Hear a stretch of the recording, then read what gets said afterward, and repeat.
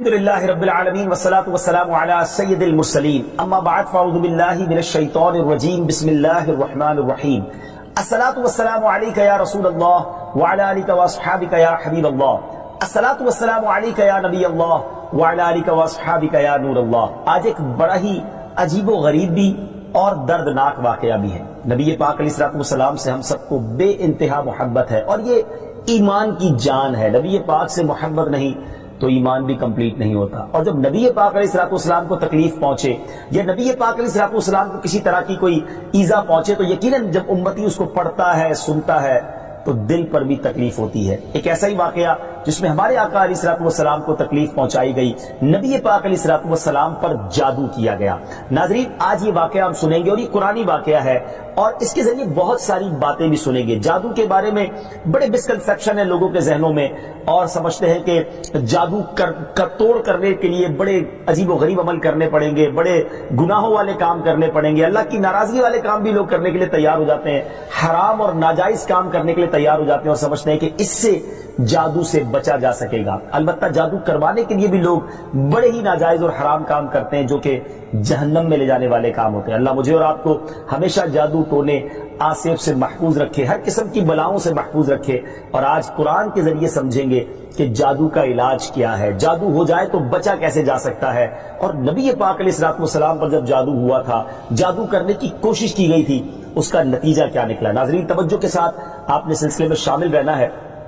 روایت یہ ہے کہ لبید بن عاصم یہودی اور اس کی بیٹیوں نے نبی پاک علیہ السلام پر جادو کر دیا، جس کا اثر پیارے آقا علیہ السلام کے جسم پر نمودار ہوا۔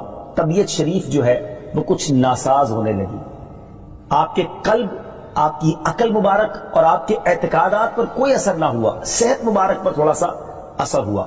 چند روز بعد حضرت جبریل امین بارگاہ رسالت میں حاضر ہوئے اور عرض کی، یا رسول اللہ صلی اللہ علیہ وسلم، ایک یہودی نے آپ صلی اللہ علیہ وسلم پر جادو کر دیا ہے، اور جادو کا جو سامان ہے وہ فلاں کنویں میں ایک پتھر کے نیچے دبا ہوا ہے۔ سرور کائنات علیہ السلام نے حضرت علی مولائے کائنات شیر خدا کرم اللہ تعالی وجہ الکریم کو بھیجا۔ انہوں نے کنویں کا پانی نکالا اور پتھر اٹھایا تو اس کے نیچے سے کھجور کے گھابے کی تھیلی برآمد ہوئی، یعنی کھجور کے جو چھلکے ہوتے ہیں اس طرح کی تھیلی برآمد ہوئی، اور اس میں نبی پاک علیہ السلام کے منہ مبارک جو کنگھی سے ٹوٹے تھے اور کنگھی کے ٹوٹے ہوئے کچھ دندانے اور ایک ڈور یا کمان کا چلہ جس میں 11 گٹھانے لگی ہوئی تھی، اور ایک موم کا پتلا تھا جس میں 11 سوئیاں چبھی ہوئی تھی، یہ سب سامان پتھر کے نیچے سے نکلا، اور یہ مولا علی کرم اللہ تعالی وجہ الکریم یہ سارا سامان لے کر نبی پاک علیہ السلام کی بارگاہ میں آ گئے۔ اس کے بعد سبحان اللہ، اب اس کا توڑ کیسے آیا، اس کا علاج کیسے ہوا، اس کا حل کیا نکلا؟ جبریل امین اللہ تبارک و تعالیٰ کی بارگاہ سے سورہ فلق اور سورہ ناس لے کر حاضر ہوئے، یعنی اب جو سورہ فلق اور سورہ ناس ہے وہ نازل ہوئی، اور ان دونوں سورتوں کو ملائیں تو ناظرین اس میں 11 آیتیں ہیں، ہر ایک آیت کے پڑھنے سے ایک ایک گرہ کھلتی جاتی تھی، یہاں تک کہ سب گرہیں کھل گئی اور پیارے آقا علیہ السلام بالکل شفا یاب ہو گئے۔ سبحان اللہ، سبحان اللہ۔ ناظرین، اب اس واقعے سے بہت ساری باتیں میں نے اور آپ نے سیکھنی ہیں۔ پہلی بات یہ ہے کہ یہ بخاری شریف میں ہے کہ پیارے آقا علیہ السلام جب بستر شریف پر تشریف لاتے تو اپنے دونوں ہاتھوں پر دم کرتے اور اپنے سر سے پاؤں تک پورے جسم پر اپنے ہاتھوں کو پھرایا کرتے، جہاں تک دست مبارک پہنچ سکتے یہ عمل 3 مرتبہ فرماتے، یعنی نبی پاک علیہ السلام ان دونوں صورتوں کا اپنے اوپر بھی دم کیا کرتے۔ اور ایک اور جگہ پر بھی یہ ہے، حدیث عائشہ رضی اللہ تعالی عنہا میں ہے کہ جب نبی پاک علیہ السلام کے گھر والوں میں سے کوئی بیمار ہوتا تو آپ علیہ السلام ان دونوں صورتوں کو پڑھ کر اس پر دم فرمایا کرتے تھے۔ تو یہ نبی پاک کے معمول میں تھا۔ تو آج اگر ہم میں بھی کوئی بیمار ہو جائے، فیملی میں کوئی بیمار ہو جائے، اپنے آپ کو من آفتوں سے بچانا چاہتے ہیں تو اول آخر 3 بار درود پاک پڑھیں، سورہ فلق اور سورہ ناس کی تلاوت کریں، اپنے ہاتھوں پر دم کر کے اپنے جسم پر پھیر لیں، کسی مریض پر دم کر دیں، انشاءاللہ اس کی برکت ملے گی۔ یہاں ایک اور مسئلہ بھی سیکھنے کو ملے گا کہ تعویذات اور عملیات میں جس میں کوئی لفظ کفر و شرک کا نہ ہو وہ جائز ہے۔ اسی طرح گنڈے بنانا اور ان پر گرے لگا کر آیات قرآن اور اسماء الہیہ پڑھ کر پھونک مارنا بھی جائز ہے، یعنی تعویذات اگر شرک سے پاک ہیں، اگر کفریہ کلمات سے پاک ہیں تو وہ کرنے میں کوئی حرج نہیں، وظائف کرنے میں کوئی حرج نہیں، یہ قرآن و حدیث سے ثابت ہے اور آپ نے یہ سنا۔ ناظرین، سیکھنے کو کیا مل رہا ہے؟ خلاصہ یہ ہوا کہ سورہ فلق یعنی قل اعوذ برب الفلق اور قل اعوذ برب الناس، یہ دونوں صورتیں جن اور شیاطین، نظر بد اور آسیب اور تمام امراض، خصوصاً جادو ٹونے کا مجرب علاج ہیں۔ ان کو لکھ کر تعویذ بنائیں، گلے میں پہنائیں اور ان کو بار بار پڑھ کر مریض پر دم کریں اور کھانے اور پانی اور دواؤں پر پڑھ کر پھونک دیں اور پھر مریض کو کھانا وغیرہ کھلائیں، انشاءاللہ عز و جل ہر مرض اور بالخصوص جادو ٹونا دفع ہو جائے گا، مریض شفا یاب ہو جائے گا۔ اسی طرح قرآن مجید کی دوسری تمام صورتوں کی خصوصی خواص ہیں جن کو بہت خوبصورت کتاب جنتی زیور ہے، اس میں بھی آپ پڑھ سکتے ہیں ناظرین۔ اسی طرح ہمیں چاہیے کہ قرآن پاک کی تلاوت کرتے رہیں، قرآن پاک کی ہر حرف میں شفا ہے، برکتیں ہیں، اور آج خاص طور پہ ہمارے ناظرین کو گویا وظیفہ، قرآنی وظیفہ مل رہا ہے۔ بہت سارے ناظرین یہ گزارش کرتے ہیں کہ ہمیں کوئی وظیفہ بتایا جائے، تو دیکھیں آج تو قرآن کے ذریعے، اور وہ وظیفہ جو نبی پاک کو رب کی طرف سے عطا ہوا، پیارے آقا علیہ الصلوۃ والسلام کو بھی شفا نصیب ہوئی، تو ہمیں ضرور اس کو اپنانا چاہیے۔ ناظرین، اس سے پہلے کہ میں مزید اس معاملے میں آگے بڑھوں، میں چاہتا ہوں کہ دونوں صورتوں کی تلاوت اور اس کا ترجمہ پہلے سن لیتے ہیں اور پھر مزید اس بارے میں بات کرتے ہیں کہ اس حیرت انگیز واقعے سے مجھے اور آپ کو مزید کیا سیکھنے کو ملتا ہے۔ پہلے سورہ فلق کی تلاوت ہوگی، سورہ ناس کی تلاوت ہوگی۔ میں یہاں ایک اور بات بھی کہنا چاہوں گا، کچھ لوگ یہ کہتے ہیں جناب ہم وظیفہ کرتے ہیں اثر نہیں ہوتا، برکت نہیں ملتی۔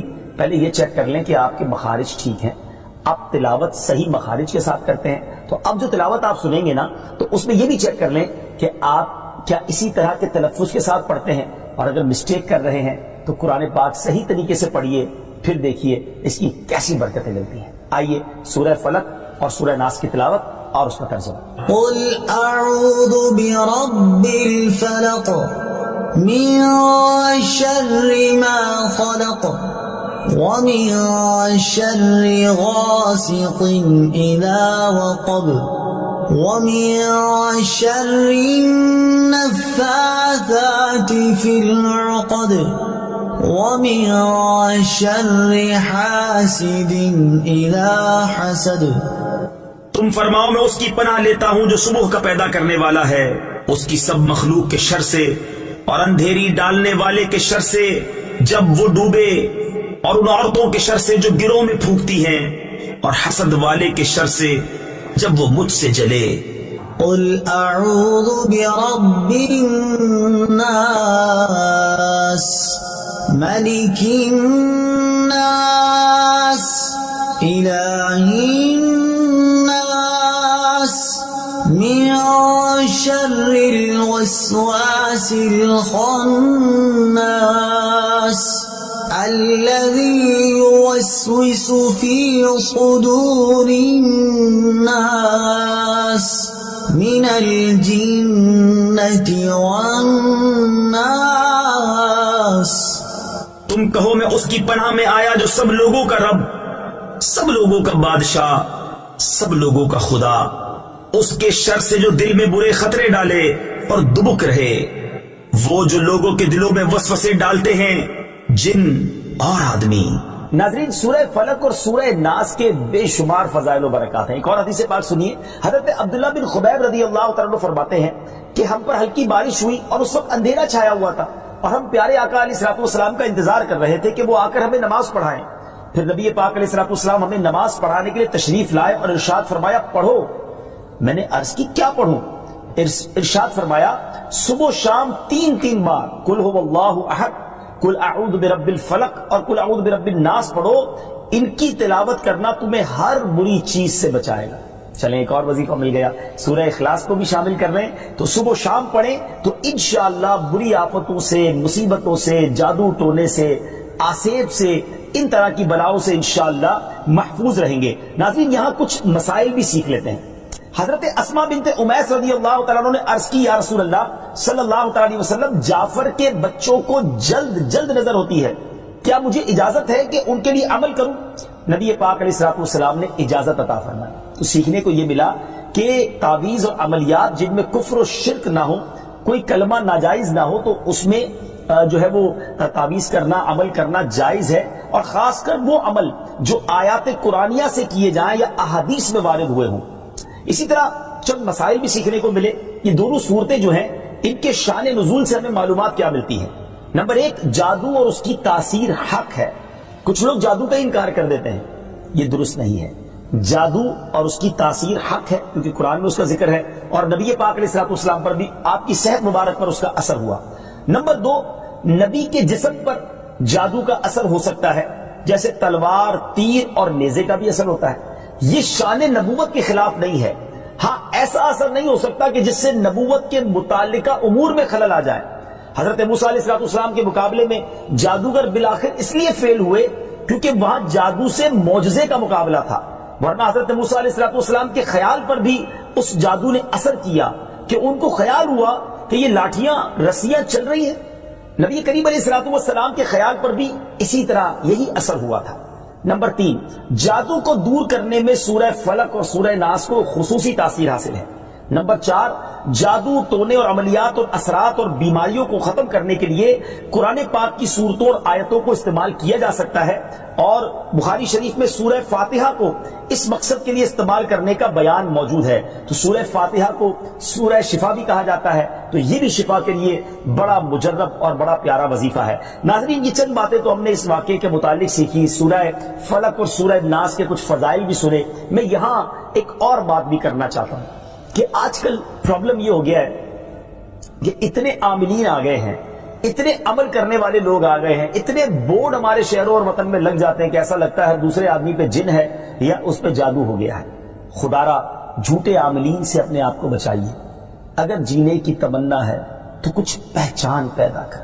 لوگوں کے گھر بک جاتے ہیں، لوگوں کی عزتیں پامال ہو جاتی ہیں، عجیب ماحول ہو گیا ہے۔ کچھ بد نصیب تو وہ ہیں جو کسی کو تباہ کرنے کے لیے جادو کروانے جاتے ہیں اور ہزاروں لاکھوں روپے خرچ کرتے ہیں، اور پھر بیچارے کچھ جب بیمار ہو جاتے ہیں تو اپنا بعض اوقات ڈاکٹری مسئلہ ہوتا ہے، وہ بھی کسی عامل کے ہتھے چڑھ جاتے ہیں، اور وہ کہتا ہے جناب آپ کے گھر میں بہت برا عمل ہوا ہے، فلاں جگہ کوئی چیز دبی ہوئی ہے، اور اس کو اب سنبھالنے کے لیے، اس کو نکالنے کے لیے اتنے بکرے چاہیے، اتنے مرغے چاہیے، اتنے انڈے چاہیے، قبرستان میں یہ عمل کرنا ہوگا، اور پھر غریب آدمی اپنی چیزوں کو بیچ بیچ کر ہزاروں لاکھوں روپے دے دیتے ہیں، اور خاندان کے خاندان ٹوٹ جاتے ہیں۔ ایسا نہ کریں، پلیز ایسا نہ کریں۔ بلکہ میں تو ان عاملین سے بھی گزارش کروں گا کہ حلال روزی کی طرف آئیں۔ دعوت اسلامی نے بڑا شاندار ایک انداز اختیار کیا، اللہ سلامت رکھے دعوت اسلامی کے مدنی ماحول کو۔ ناظرین، آپ سوچ رہے ہوں گے کہ پھر ہماری بیماریوں کے لیے ہم تعویذ کس سے لیں، ہم یہ وظائف کہاں سے لیں؟ آپ کی دعوت اسلامی ہے نا، الحمدللہ دعوت اسلامی کا ایک شعبہ ہے جس کا نام ہی مکتوبات و تعویذات عطاریہ ہے۔ اس میں آپ کو بغیر کسی فیس کے، جی ہاں بغیر کسی فیس کے، لاکھوں لاکھ تعویذ ہر مہینے ناظرین یہاں سے دیے جاتے ہیں، پوسٹ بھی کیے جاتے ہیں، کوریئر بھی کیے جاتے ہیں، اس کی بھی کوئی فیس نہیں لی جاتی۔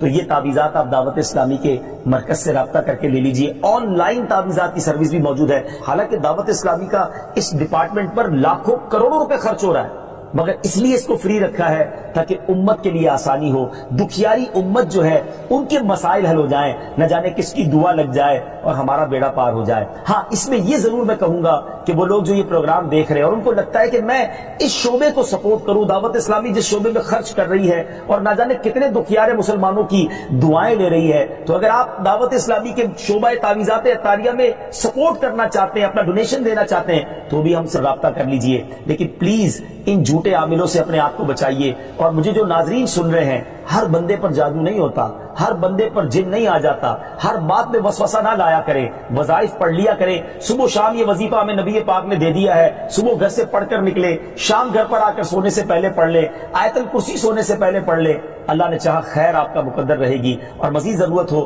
تو دعوت اسلامی کے اس شعبے سے رابطہ کر لیں۔ میں امید کرتا ہوں کہ آج کے اس واقعے سے ہمیں یہ سیکھنے کو ملا کہ قرآنی وظائف کی کیا اہمیت ہے، اور جائز وظائف کرنے میں، تعویذات کرنے میں کوئی حرج نہیں۔ آخری بات، نبی پاک علیہ السلام کو پتہ چل گیا، جبریل امین نے بتا دیا کہ جادو کس نے کیا ہے، مگر نبی پاک علیہ السلام نے بدلہ نہیں لیا، سزا نہیں دی۔ اس لبید بن عاصم کو، اس کی جو بچیاں تھیں، جو بھی لوگ تھے جادو کرنے والے، سب کو معاف کر دیا۔ اللہ اکبر!